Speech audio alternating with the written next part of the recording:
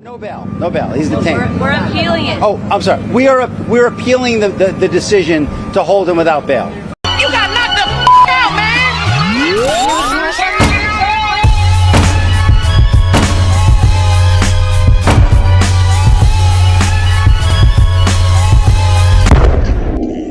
What's going on, y'all? What it is. So let's go ahead and slide on this topic, and I'm pretty sure that you guys have been just showered down with all the news in regards to Diddy and him getting locked up and being detained, and now he's sitting in a federal jail in Brooklyn. And I know a lot of people are saying, like, what the hell is going on? Because when you look at that lawsuit, or when you hear details of that lawsuit, it just gets sicker and sicker by the page, right? So I don't want to get into any details because I'm pretty sure that you guys have heard most of it, but don't worry, because there's clips that I'm going to play for you all that will give you all of the info in case you didn't, right? But I do want to touch on a couple of points, right?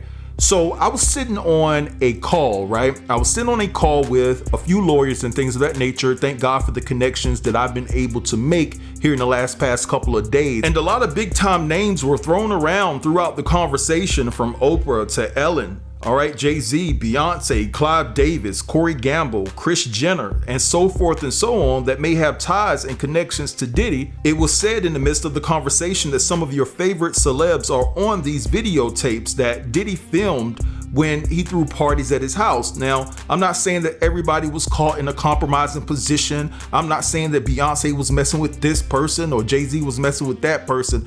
I'm just saying that some of your favorite celebs are on the videotapes that were confiscated from Diddy's homes. Now, other than all of the Diddy stuff, something else transpired that was very alarming on yesterday, and that is Kevin Liles actually resigning from Warner Music Group as the executive. In fact, Kevin tweeted, "After a decade, it's time to pass the torch. On September the 30th, I'll be departing 3EE and WMG, and our incredibly talented homegrown leaders, Raina Bass and Salim, whatever that name is, as well as the outstanding Greg Nadel, have my blessing for the future." Now, I find this to be particularly interesting given the fact that Kevin's decision came on the heels of Diddy actually being indicted. And if you guys don't know, well, Kevin Liles and Diddy, they have history together. Now, is this just some sort of coincidence, or does Kevin Liles see something coming down the pike? Right? Because it's particularly odd that you resign the same day that Diddy is indicted, right? Now, another thing I want to touch on is the fact that Diddy's daughters, Jessie and Delilah, right?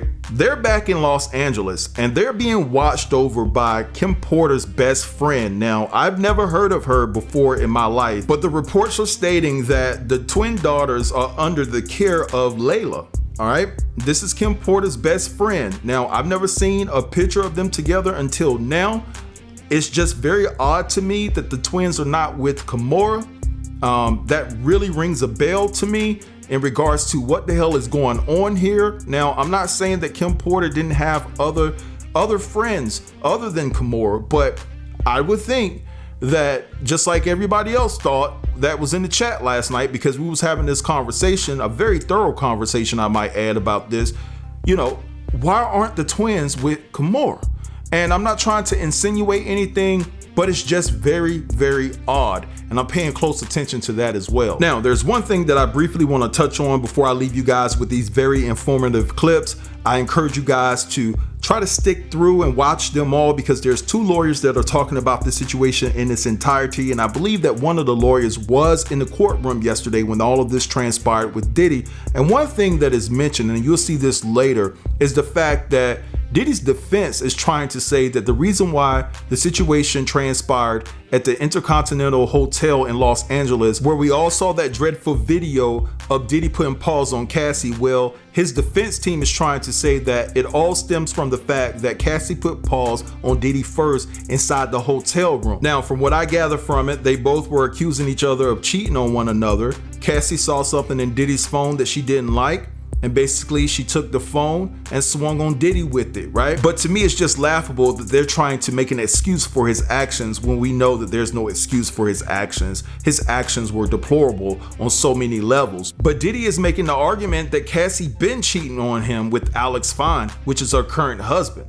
And so this is the thing about that, right?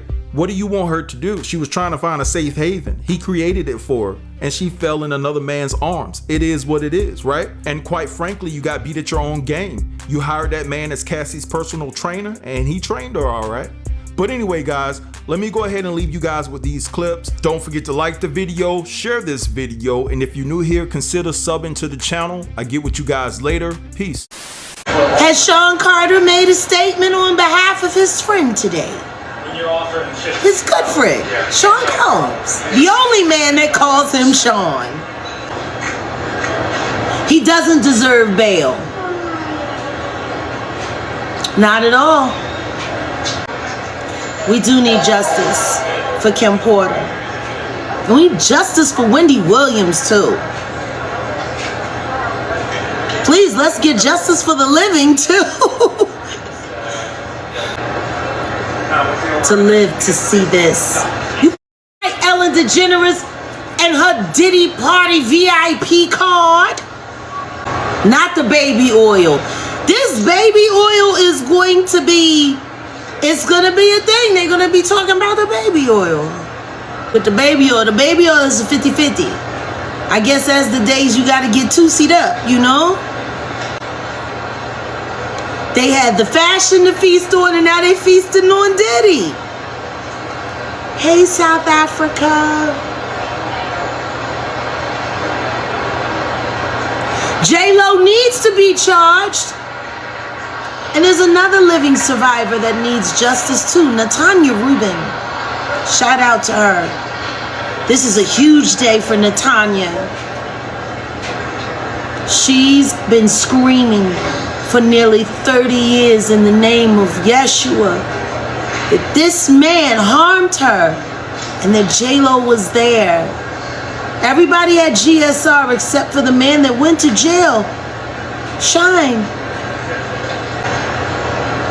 I want $1 from everyone that ever called me a liar before today. Millions of people have called me a liar. I want $1 from every one of them. Just $1. And there have been so many. Diddy the diddler. You better believe justice for Kim Porter. And Justin Bieber. I don't even know if he gets on the stand how he'll do it without needing a medical professional, because all of the things that he'll be, oh my God, justice for Cassie too. Oh, they talking about Meek. Meek was Diddy, baby. Oh my God. No, they didn't just say Meek would have been. This chat is insane. Free Ben Affleck. Here's an explanation of the reasoning behind why a federal magistrate judge denied bond for Sean P. Diddy Combs, who was arraigned in the Southern District of New York on charges relating to allegations of RICO and... I'm Molly. I'm a federal criminal defense lawyer and an adjunct law professor. And in federal court, bond or bail determinations are considered under the Bail Reform Act, which has been codified in 18 United States Code Section 3142. This provision of the code lists certain considerations for the court in determining whether or not to release somebody pending trial. In federal court, you basically get one chance to argue bond. You can appeal that decision to a higher court, but it's not like you can have a series of bond hearings and keep petitioning the judge for your release. We saw Sean Combs' lawyers present to the magistrate judge a bond proposal, basically saying that he would pay $50 million, that he would further secure the bond by not only his property, but his mother's property, that he would further secure the bond by the signatures of his family members, that he would be on home detention, that he would have geolocation, ankle monitoring. All of this was to overcome a presumption against bond for the sex trafficking charge that Mr. Combs is currently facing. Now, the government still has the burden to prove that Mr. Combs is a flight risk or a danger to the community or anybody in the community. But when it comes to certain charges, like if they meet their burden, then there's a presumption that the individual should not get a bond pending trial. However, the defense can overcome that presumption through what's called a burden of production by producing something, in this case, a proposal to the court some information about Mr. Combs, his background, and what the court can do to secure his appearance pending trial and assure the community and any individual in the community that he's not a risk of harming them in any capacity. Here, the magistrate court said, no, I still think he's a flight risk, but furthermore, I think that Mr. Combs is a risk of intimidating witnesses. And a lot of that came from the allegations in the indictment. So what's going to happen next is that the defense can basically appeal this decision, have a review of this decision from a higher judge, a district court judge, and then technically they could also appeal it to a circuit court. If this magistrate court's decision is upheld, and if there is no appeal or no successful appeal at the circuit court level, then Mr. Combs will be staying in custody pending trial of his case, which always makes things a bit more difficult for any defense lawyer as they're trying to prepare for trial, and is of course always difficult for any individual who has to stay in custody, especially when they're used to a very different lifestyle than the one that a jail provides. So we'll have to see what happens, and until then, I'll see you in court. This man put up a $50 million bond. $50 million bond. And the judge still said, you're denied. Do not pass go. Do not collect $200. You're going to jail. You finna be in chains. Out of all the news today, I think I'm still stuck on this $50 million bond, because if you look at the fact that in California, the average bail amount for $2 million and your bond amount is 10% of that, right? So that's $200,000. And you can pay your bond by putting up your house, putting up your assets, whatever the case may be. But this man paid off an $18 million home, and the judge still said,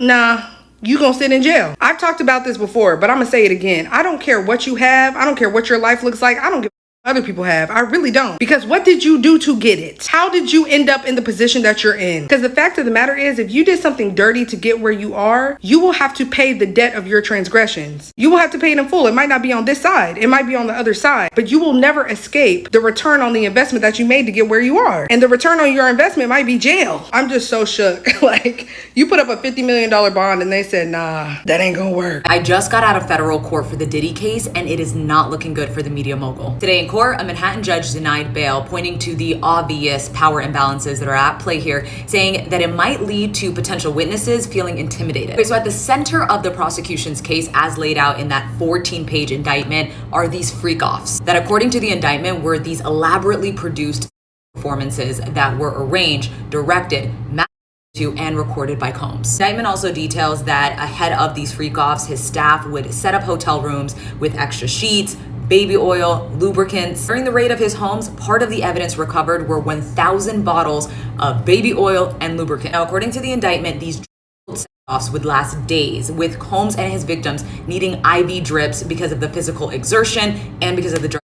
They claim that shortly after that incident, where Diddy is seen on surveillance video assaulting Cassie at an Intercontinental hotel back in 2016, that he went and bribed security to make sure he got that footage. To further make the case that he has a history of obstructing justice and intimidating witnesses, they talk about the Don Richard lawsuit. That lawsuit was filed on September 10th. 4 days later, on September 14th, Kalina Harper, who was also in Dirty Money with Don, came out and said, whatever was detailed in that lawsuit isn't my personal experience. Now, why is this important? Because prosecutors say that in those 4 days between the lawsuit and her statement, Diddy called her 128 times and texted her 58 times, and then after her statement, hasn't contacted her since. Now let's talk about what the defense laid out to convince the judge to grant him bail. They say that there was no coercion, that this was a loving relationship between two consensual adults that lasted a decade. His defense attorney says that what Diddy is guilty of is cheating on Cassie just like she cheated on him, and they had a mutually toxic relationship. Let's quickly talk about that surveillance video that was taken at the Intercontinental Hotel where you see Diddy physically assaulting.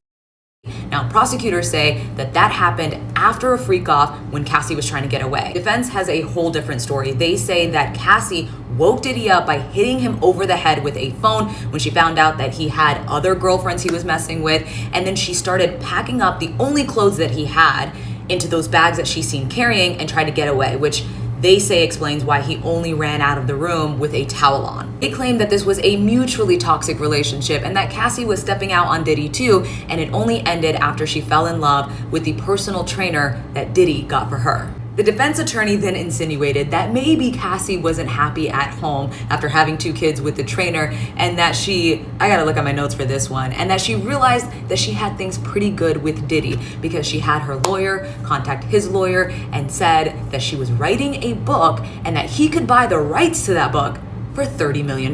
Diddy's attorney goes on to say that he refused, that she got herself another lawyer that convinced her to file that November lawsuit and call what happened consensually so that she can eventually get him to settle, which he did for a large amount. They wouldn't say how much. I hope you're keeping up. His attorney also listed all the preemptive steps that Diddy took in order to gain the court's trust so that he could be granted bail, including handing over his passport to his attorneys, paying off a $50 million home, trying to sell his jet, which he was unsuccessful in, as well as voluntarily letting his attorneys know so that they could let the government know anytime he traveled domestically. Lastly, I want to point out that prosecutors cited the R. Kelly case, the Jeffrey Epstein and the Keith Raniere case as they argued why Diddy should be denied bail, given that he's a flight risk. And now Diddy will remain in federal detention until his next court date.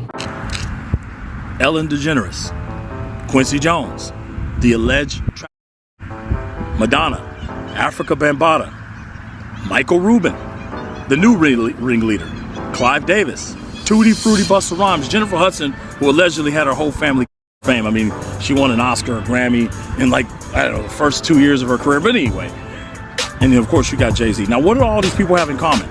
They all have ties to P. Diddy. P. Diddy right now in jail. He can't get out. There's two things he's going to do. He's either going to he's going to rat out 95% of the industry. So these people that you see on the screen, I can't put all of them on there. It'd be a watch. All of them shaking in their boots. The man in the center there, Jay-Z, he's really shaking in his boots.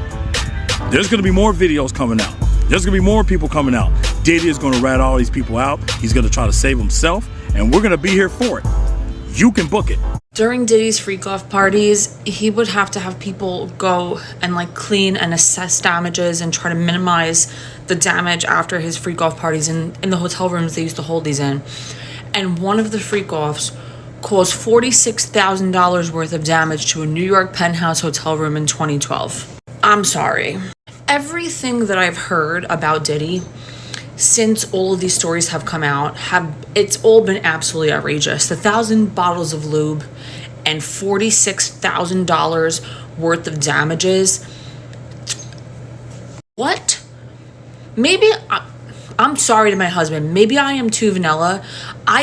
What the are you doing? What are you doing that could cause $46,000 worth of hotel damages during this freak-off party? I am shocked. This makes no sense to me. Were they throwing people through walls? I'm gonna need an explanation. Please, what? Why are people like this? There's no fucking live in a real world. There's no way that this is real life.